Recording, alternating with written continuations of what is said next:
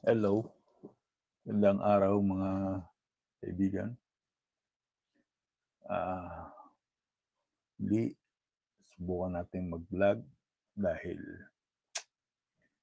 lumabas kahapon, natuloy na makapagpapirma ng mahigit 200 congressman sa Kamara ang pumirma para i-impeach si VP Inday Sara Duterte. Pero hindi umabot sa Senado pero hindi natalakay sa plenaryo. Kung kaya sa June 2 pa sa pagbabalik nila sa recess nila,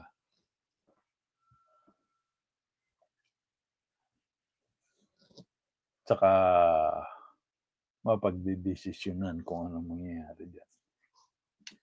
Pero ano nga ba ang dapat gawin ni BP Inday?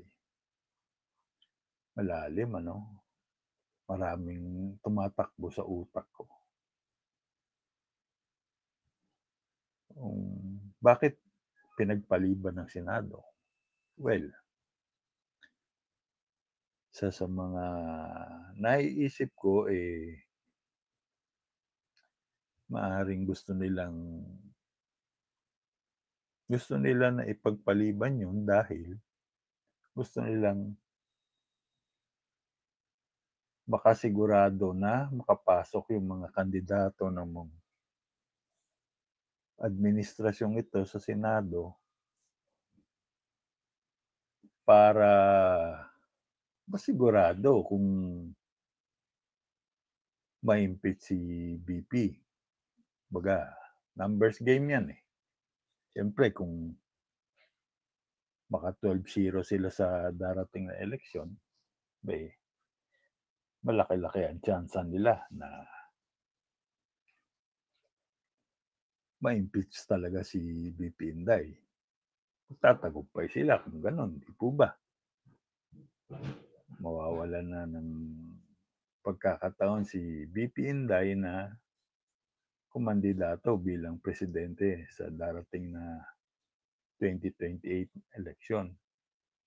Dahil nagpahayag na si Ma'am Inday na she is seriously considering to run for president come 2028.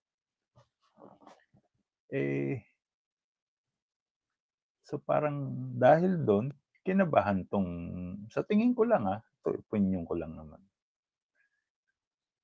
Di ba hindi sinulong kaagad yung impeachment, pinatulog nila. Nag-antay ng ika-4 hanggang sa dumating sa ika-4 na complaint bago sila kumilos. Kasi nung una wala pang pahayag na malinaw si BP Inday na siya ay tatakbo. Ngayon, na may pahayag siya na malinaw na kinukonsidera niyang tumakbo bilang presidente sa darating na 2028 election, ay kinabahan na yung naghahangad na maging presidente sa susunod na eleksyon sa 2028. Kailangan pa ba natin pangalanan kung sino yan? Siguro hindi na natin kailangan pang pangalanan. Yung pinakamalaking buhaya doon sa Kongreso.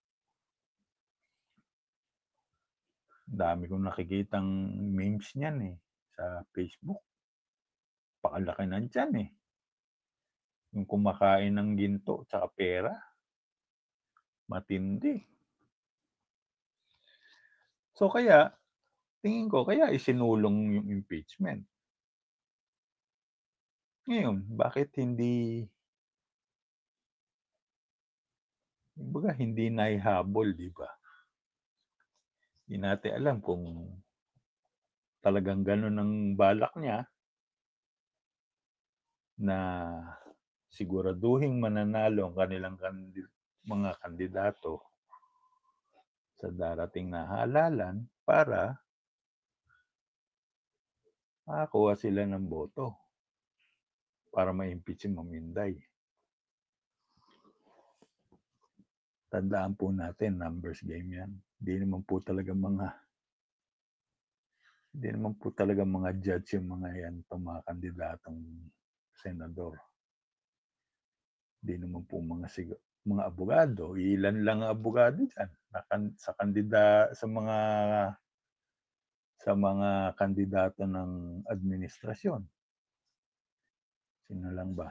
Senator Pia Cayetano, and then yung si Tol, yung si Manggagamit, si Senator Francis Tolentino, Tolentino. Ayan yan yung mga kandidato nila na abogado. The rest, mga sikat na personalidad lang naman yan. Sila Pacquiao, Revilla, etc. Na alam hindi ko kabisado yung kasi wala, para sa akin mga wala wenta.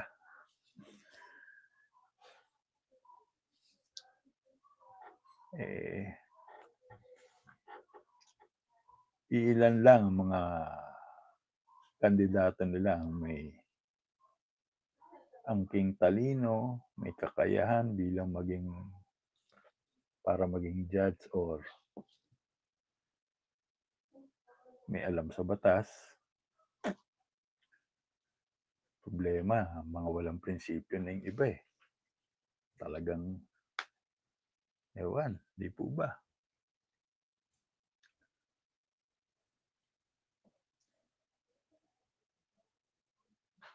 Halimbawa na dyan, yung tumatakbo dati na presidente, na galit daw sa korupsyon.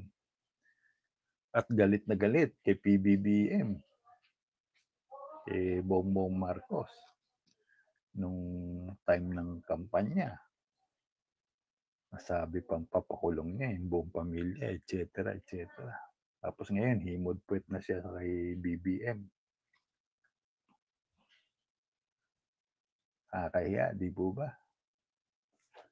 At ang walang prinsipyo.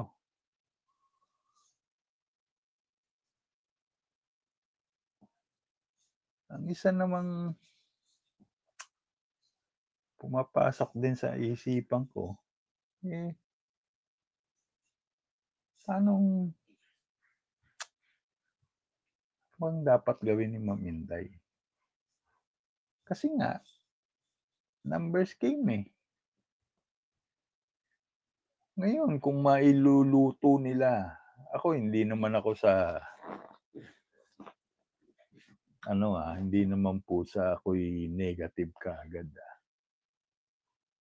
May possibility na pwede nilang dayain ng darating na 2025 election. Kaya may possibility na ma-12-0 nila or majority ng mga mananalo nasa line-up nila. Kung mangyari yan, numbers game nga di ba? Alala nyo, yung sino nga yun, Chief Justice na si Corona ba yun, na-impeach nila. Pero pagdating sa korte, napawalang sala yung mga demanda sa kanya. Di ba? Talagang na-impeach lang dahil sa kagustuhan ng mga nasa administrasyon. Kahit napatunayan bandang huli na hindi naman talaga nagkasala yung tao. So, anong dapat gawin ni Ma'am Inday? Dapat ba siyang manigurado? Mag-resign na lang?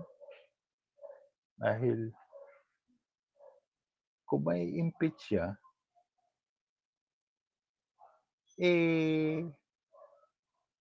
wala na siya ng pagkakataon na maging tumakbong presidente sa darating na 2028. Dapat ba siyang manigurado na lang? O mag-antay muna sa resulta ng darating na 2025 election.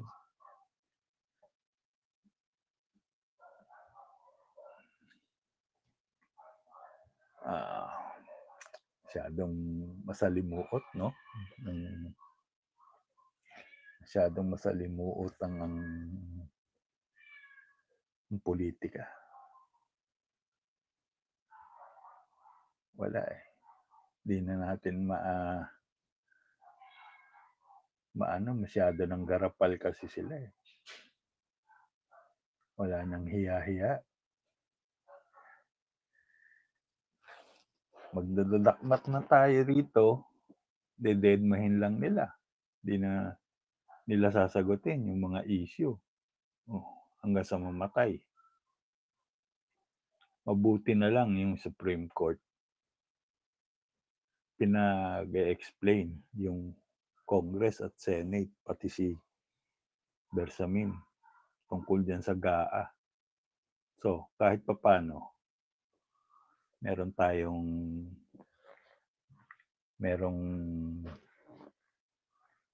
pumapansin dyan. Yun nga lang, hindi rin natin alam anong magiging kalalabasan yan. Walang makakaalam yan. We just have to trust the system. Ika nga. Pero ano ang dapat nga talagang gawin ni Ma'am Inday dito sa impeachment na ito?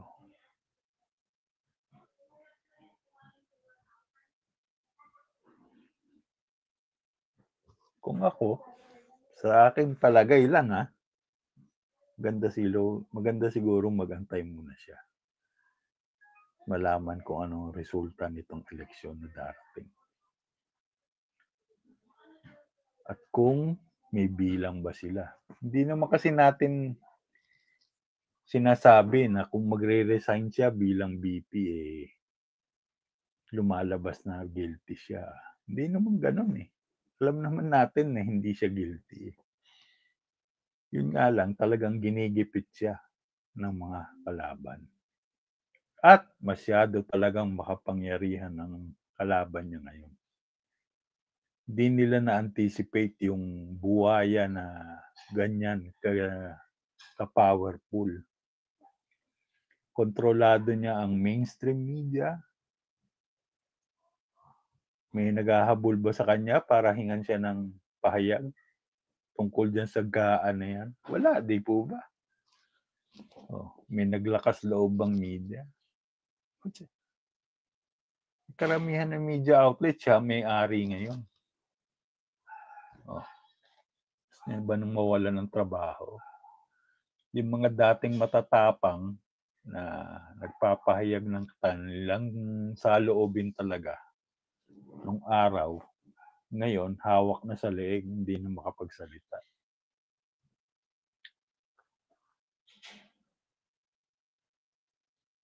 Ganyan ka-powerful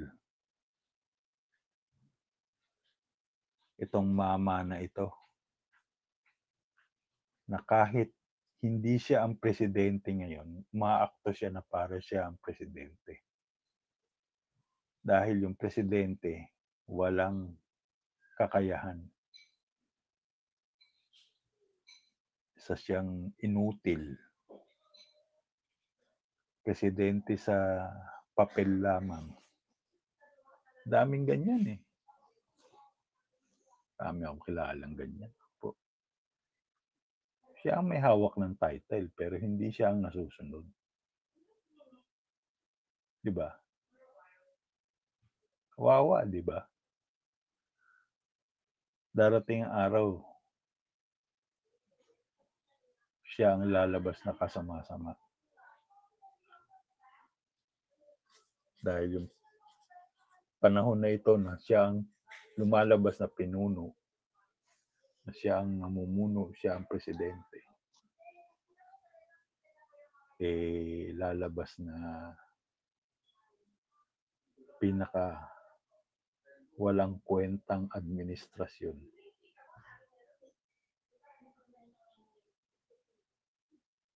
Kayo po, anong tingin ninyo? Anong dapat gawin ni Ma'am Inday? Dapat po ba siyang mag-antay o mag-resign na agad bilang VP.